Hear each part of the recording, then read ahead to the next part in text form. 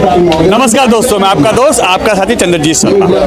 इस समय हम लोग खड़े हैं चंदगीराम अखाड़े पे और यहाँ पे सिविल डिफेंस और मार्शल के लोग प्रोटेस्ट कर रहे हैं और इनको बीजेपी सरकार ने उस समय इलेक्शन से पहले वादा किया था कि 60 दिन में हम आपके रोजगार की व्यवस्था करेंगे, मगर आज 120 दिन से ज़्यादा दिन हो चुके हैं। हर बार एक हफ्ते का वादा किया जाता है और अब तो दिल्ली के मुख्यमंत्री ये तक कह रही हैं कि इनको बसों में मार्शल की जरूरत नहीं है, इनको सिर्फ केजरीवाल सरकार ने तख्ती बैनर पोस्टर पकड़ने के लिए ऑड इवन के टाइम पे इनको यहाँ पे अपॉइंट किया था। अब ऐसे में सवाल उठता है कि ये लोग कहाँ जाएं? वो कहती हैं कि दिल्ली की बसों में पैनिक बटन है, सीसीटीवी कैमरे लगे हुए हैं, उससे सुरक्षा हो रही है।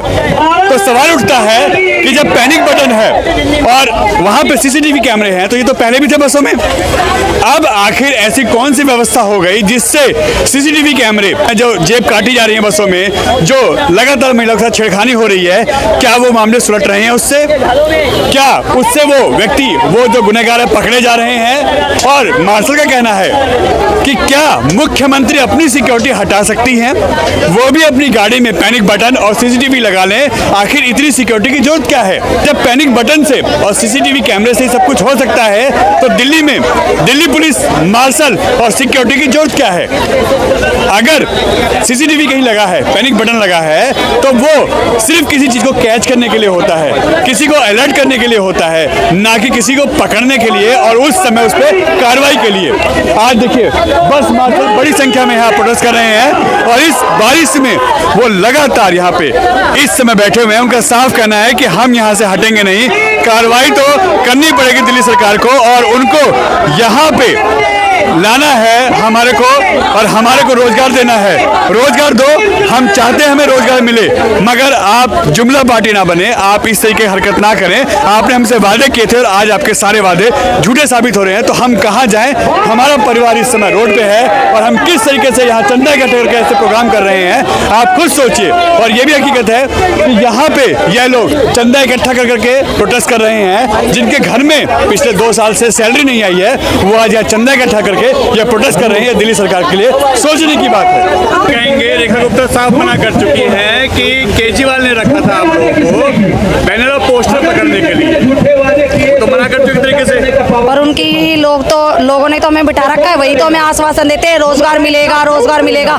रेखा गुप्ता से हम कितनी बार मिले हैं, कपिल मिश्रा जी से मिले हैं, परवेश वर्मा जी से मिले हैं, सचदेवा जी से मिले हैं, सबसे मिल लिए। सब यही बोलते रोजगार मिलेगा, आपको मिलेगा रोजगार। जब भी आज हम बैठे आज तक कैसे ऑन मीडिया बोल दो कि बस मार्शल जो अभी तक हमारे पास आ रहे थे घूम घूम कर रोजगार मांगने, हम उनको रोजगार नहीं देंगे। ऐसे क्लियर करो ना, गोल गोल घुमा कर बोल रही है, वो डायरेक्टली नहीं मना कर रही है। इतनी हिम्मत है मैडम के अंदर तो डायरेक्टली मना कर दो, गोल गोल घुमाने की कोशिश ना करें। उनके आश्वासन पे आज हम पहले भी बैठे थे और आज भी हम उनके आश्वासन पे ही बैठे हैं। लगता है बनेगा काम? बन के सरकार में रहेंगी थोड़ी फिर वो, क्योंकि जो पहली वाली सरकार थी उन्होंने कहा था कि सरकार ने आपको निकाला है, तो हमें ऐसा लगा, इन्होंने बोला था कि हम 60 दिन के अंदर हमारी सरकार लाओ और हम 60 दिन के भीतर आपको रोजगार दे देंगे। तो सरकार भी आ गई और 5 महीने लगभग हो गए और आज तक रोजगार का कोई पता नहीं है। अब ऐसे में जिस तरीके से बारिश हो रही है, आप लोग प्रोटेस्ट कर रहे हैं, क्या ऐसे प्रोटेस्ट चलते रहेंगे जब तक सरकार नहीं सुनेगी? क्योंकि सरकार के आश्वासन पे तो बैठे हैं ना, और सरकार को रोजगार तो देना पड़ेगा, सरकार को रोजगार ये देना पड़ेगा। मगर कब तक चलेगा? क्योंकि बहुत लंबा समय होगा, 2 साल होने को आ रहे हैं, कब तक चलेगा आखिर ऐसा? 2 साल हो गए हैं सरकार से। लास्ट टाइम आज हम तो कह रहे हैं, देखिए चंदगीराम अखाड़े पे धरना प्रोटेस्ट हो रहा है, सभी की मंत्री कोटी सब यहाँ पर आ चुके हैं, सब यहीं रहते हैं। क्या हमारी वोटों से ही तो बने हैं ना मंत्री, हमारे उससे ही तो बंगले मिले हुए हैं। तो आकर एक बार ये बस में बैठे हुए लोग हैं, इनके खाने की नहीं है इनके पास। एक भाई हमारा कटोरा लेके बैठा, उसके घर की स्थिति इतनी खराब है, कुछ साथी खत्म भी हो गए हैं। क्या यहाँ से मंत्री, मुख्यमंत्री आकर ये नहीं बोल सकते कि आपके फलाने दिन रोजगार मिल जाएगा? क्यों गोल गोल घुमा रखा है इन्होंने? और सबके लिए कैबिनेट बैठती है, सबके लिए काम होता है, हमारे लिए क्यों नहीं काम हो रहा? आज आप लोगों ने कंट्रीब्यूट करके चंदा लगा के ये धरना प्रदर्शन किया है जी।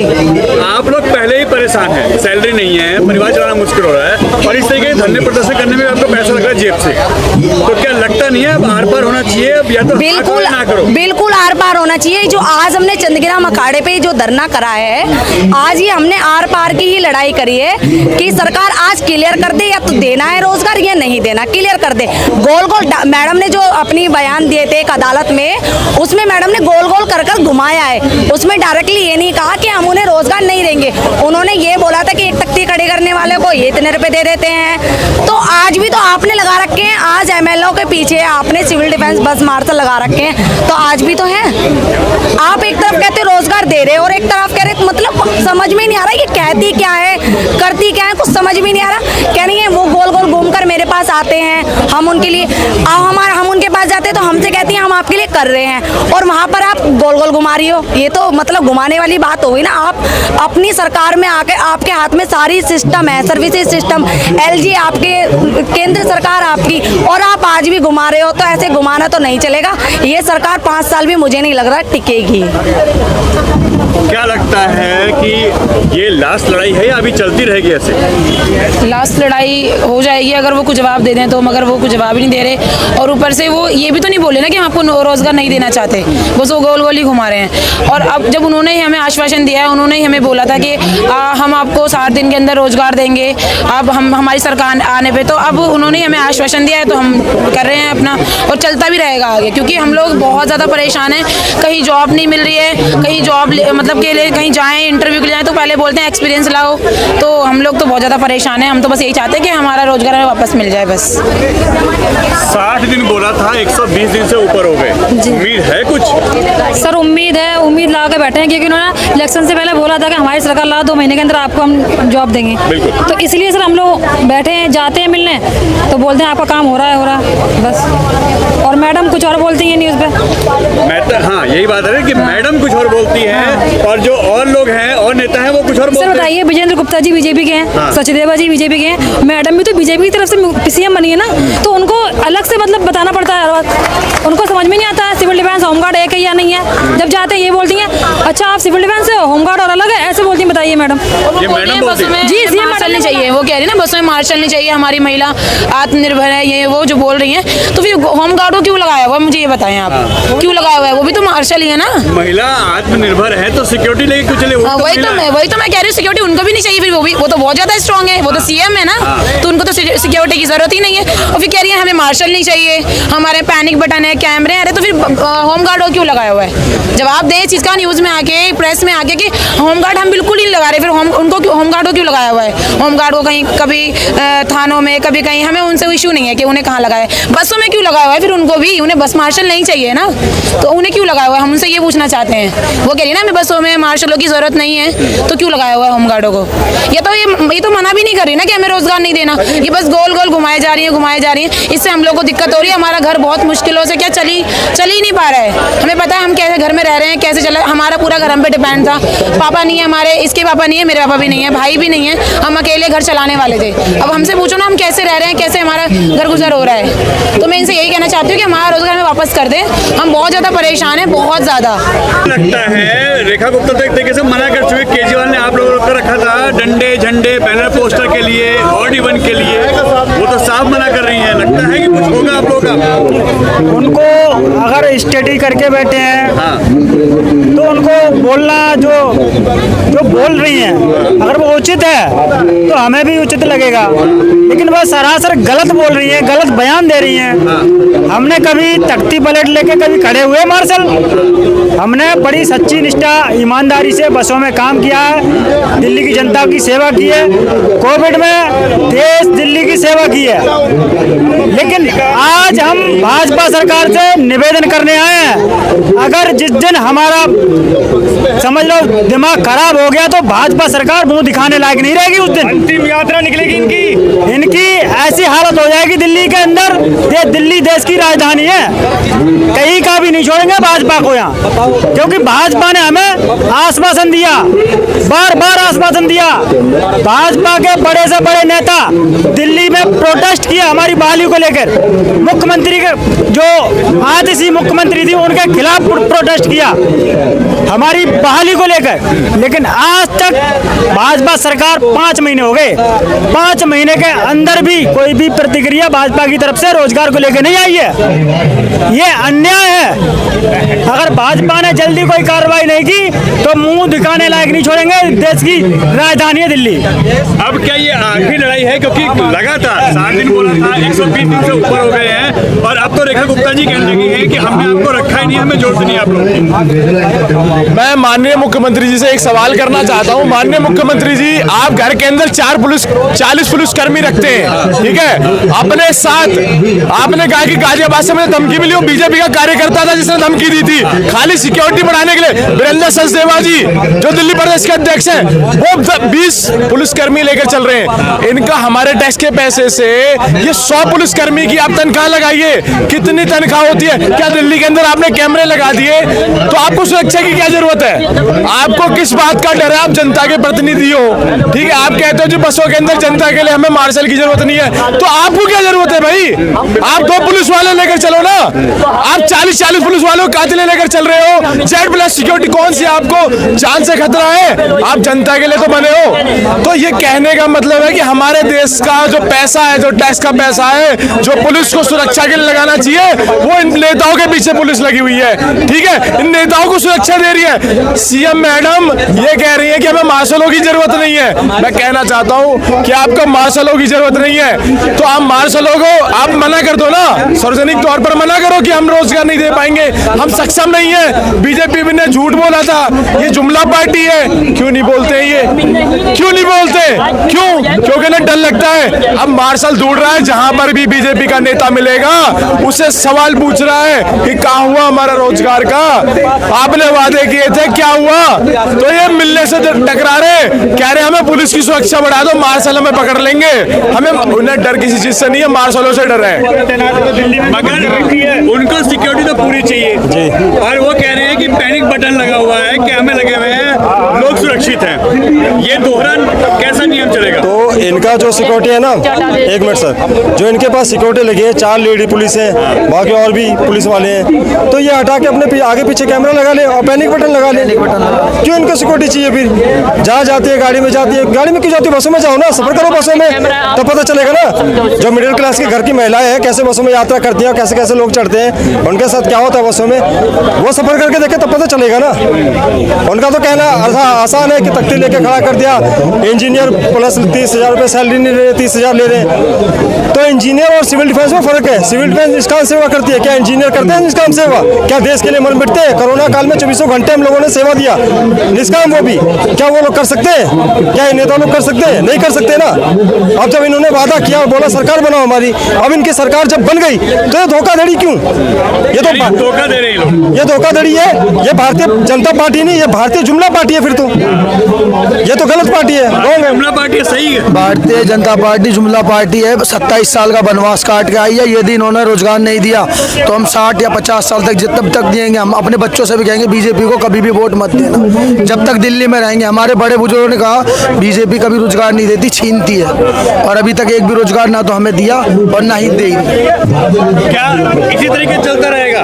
सर जब तक नौकरी नहीं मिलेगी प्रोटेस्ट तो चलता रहेगा। और जबकि गवर्नमेंट ने 60 दिन का वादा किया था बीजेपी सरकार ने, वो नहीं हुआ। और जबकि एक रोजगार अधिनियम के तहत कोर्ट ने ऑर्डर पास किया जिसको 240 दिन से ज़्यादा हो गए सरकारी विभाग में, उसको परमानेंट करो।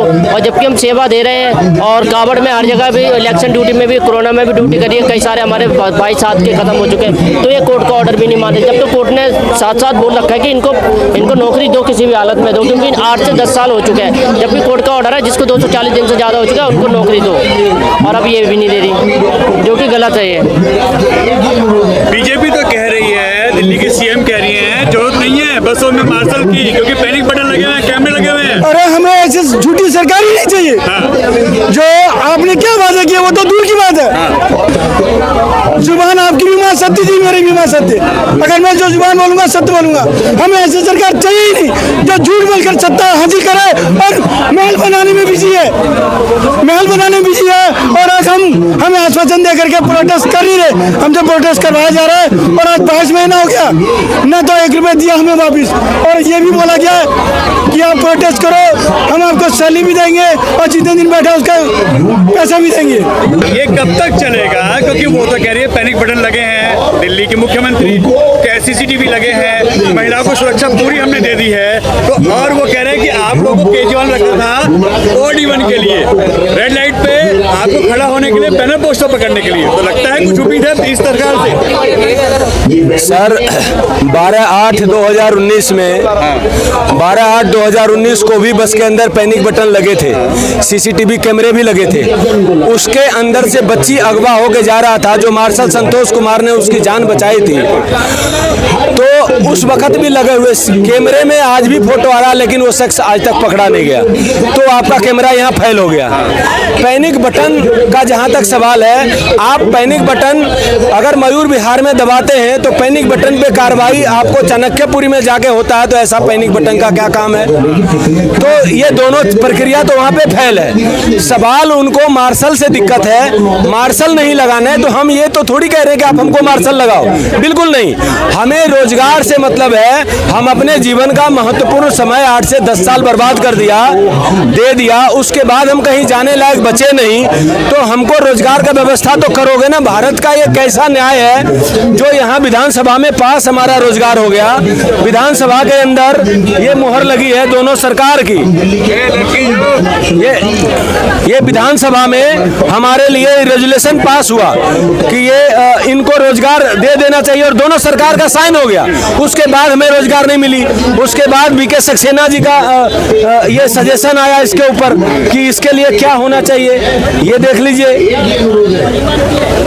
साफ लिखा हुआ उनको इनको रोजगार मिलना चाहिए और पक्का रोजगार मिलना चाहिए। सजेशन दिया कि रेजोल्यूशन में ये होना चाहिए, उनका पॉलिसी बनाइए, प्रॉपर पॉलिसी में ये सब होना चाहिए। आज तो सरकार उन्हीं का 4 इंजन का सरकार है दिल्ली के अंदर। मतलब जब उनकी सरकार थी तो केजरीवाल सरकार को बोला गया था कि इस पे सोल्यूशन निकालिए। हाँ जी बिल्कुल, कार्रवाई करिए। बिल्कुल सरकार आई है तो सब कुछ बराबर हो गया। फिर हम यानी कहनी और कथनी में फर्क आ रहा है। पूरा फर्क है जी, सिर्फ झूठ और सिर्फ झूठ की सरकार बनी। हम लोगों को गुमराह किया गया, हमारे से वोट लिया गया। सरकार बनाने के बाद हम लोगों को सुनना भी दुर्लभ कर दिया गया है। जब हम लोग जाते हैं तो वो कहते हैं कि ये तो आम आदमी पार्टी के लोग हैं। अरे यहाँ आम आदमी पार्टी के लोग भी रहते हैं, यहाँ कांग्रेस के लोग भी रहते हैं, यहाँ बीजेपी के भी लोग रहते हैं। आप किसी पार्टी के हो तभी तो मुख्यमंत्री और प्रधानमंत्री बने हुए हो, अगर नहीं होते तब क्या बनते? उनका कहने का मतलब है जो बीजेपी के लोग हैं उनको रोटी कपड़ा घर मकान चाहिए, अदर पार्टी के लोग जो हैं उनको ऐसे खुले आसमान में जीने का अधिकार है वो भी नहीं है, भगा देंगे इस देश से।